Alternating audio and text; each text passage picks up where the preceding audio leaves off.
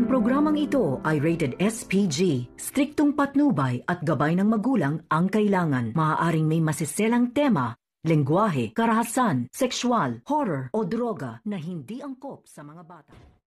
Narito na ang mainit-init nating updates at advance episode na rin sa mangyayari sa Ify Chase Batang Quiapo. Pagkatapos nga ngayon ng nasabing riot ay pinasok naman ngayon lahat ng mga buhay at sugatan ng mga preso sa kanilang kwarto at doon ay sinabi nga ng kanilang security guard na full padlock nga raw sila ngayon. Samantalang ito si Rigor at si Mando ay pinuntahan naman ng hospital kung saan dinala ito si Chief Espinas. Hindi nga raw maaaring masawi ngayon ito si Chief Espinas dahil kailangan pangaraw nitong managot sa batas at marami pangaraw itong katanungan na pwede nito sagutin.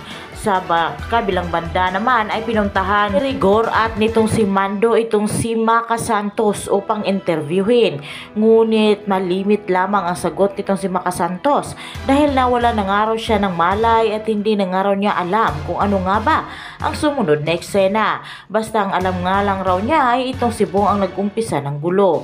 Kaya napanatag naman ang kalooban ngayon nitong si Mando dahil alam nga niya na hindi nga ang kanyang inaanak na si Tanggol ang nag-umpisa ng riot sa loob ng bilibid.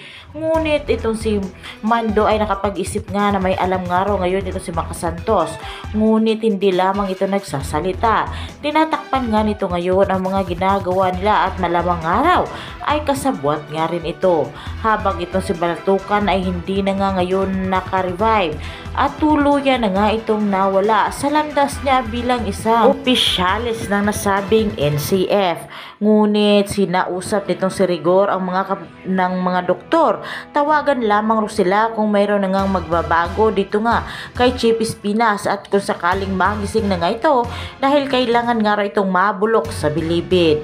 Sa kabilang banda naman dito sa loob ng bilibid ay nagkausap na nga ngayon ang kaibigan nito si Tanggol dahil mas malala pang araw ngayon ang kanilang buhay dito nga sa loob ng bilibid dahil araw-araw nga raw nasa peligro sila.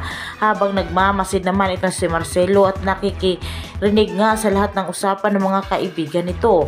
Agad nga sinabi nitong si Marcelo na ito nga raw ang tao na gusto niyang makasama at mapabilang sa kanilang grupo.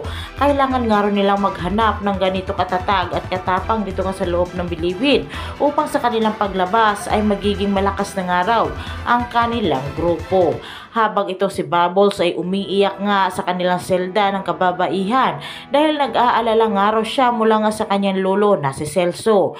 Ngunit nagpapasalamat nga rin siya dahil wala na nga raw itong si Bong at pinagtanggol nga siya ngayon nito si Tanggol mismo. Habang itong si Olga ay galit na galit nga siya mula nga dito kay David dahil solve na nga raw ang problema ngayon nitong si David dahil itong si Edwin nga raw ang napagbintangan ngayon nitong si Ramon na pumaslang kay Severino.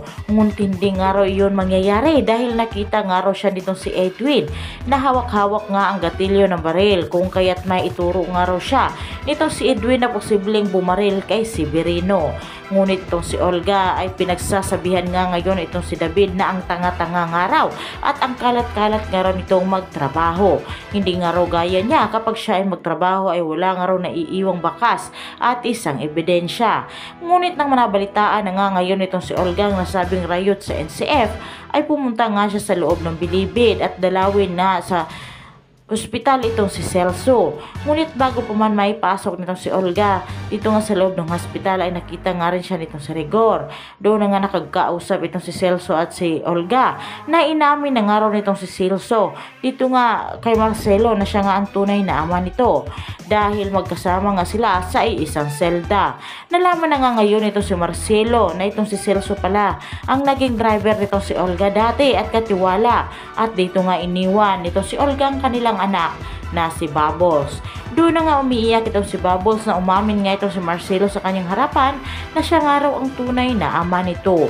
Hindi man makapaniwala ngayon itong si Bubbles ngunit tinanggap nga niya at hinagkan nga niya ang kanyang ama dahil miss na nga raw niya ito at natagal nga niya itong hindi nakita. Nagalit nga ngayon itong si Olga mula nga kay Celso at ang buong pag-aakala nga niya ay wala na nga itong si Marcelo, ngunit buhay na buhay nga ito at ngayon nga raw ay babawiin na ang kanilang anak na si Samantha. Ngunit hindi nga raw papayag ngayon itong si Olga dahil kanyang-kanya lamang raw ang kanilang anak na si Samantha o ito nga ay si Bubbles. At yan nga ang ating pakatutukan dito sa susunod na eksena dahil tuluyan na nga ngayong magkakaalaman sa tunay na sekreto at pagkatao nito si Bubbles sa pamamagitan nga ng kanyang tunay na ama na si Marcelo. Huwag niyo sanang kalimutan na i-subscribe, like, and share ng aking channel at maraming salamat sa inyong panonood.